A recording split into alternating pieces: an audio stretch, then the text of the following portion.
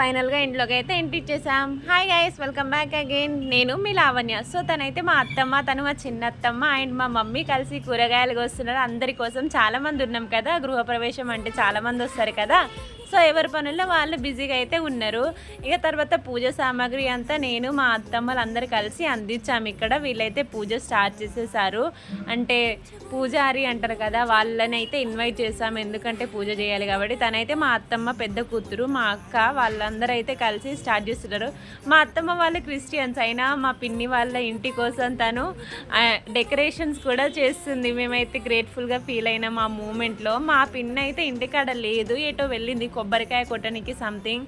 మా అత్తమ్మ చూడండి ఎంత పేషెన్స్గా వర్క్ చేస్తుందని. తర్వాత నేనైతే ఆ హ్యాండ్కి అయితే ఇది కట్టించుకున్నా, ఏమో అంటారు దీన్ని, మర్చిపోయా. అందరికైతే కట్టారు. ఇక అందరం పూజలో నిల్చొని కొన్ని అయితే వీడియోస్ తీసుకున్నా నేనైతే.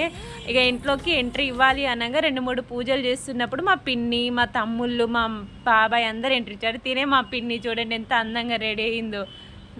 బాగుంది కదా. మా అక్కే రెడీ చేసింది తనని. మా అక్క అంటే మా అత్తమ్మ కూతురు. ఇంకా వాళ్ళ ఆడపడుచుకి చీర పెట్టి ఆడపడుచుతో బోనం ఎత్తిచ్చి ఇంట్లోకి అయితే తీసుకెళ్తున్నారు. మా పిన్ని వాళ్ళైతే అంటే ఇల్లు చాలా బాగా కట్టించుకున్నారు అన్నమాట. మా పిన్నికి 2 కొడుకులు, పెద్ద కొడుకు అండ్ చిన్న కొడుకు. అక్కడ ఉన్నది అయితే చిన్న కొడుకు కార్నర్లో కనిపిస్తుండు చూడండి. పెద్ద అబ్బాయి అయితే ఎక్కడో పోయిండు. వాళ్ళిద్దరు పంచ కట్టుకున్నారు. పెద్ద అబ్బాయి బ్యాక్ నుంచి వస్తుండే.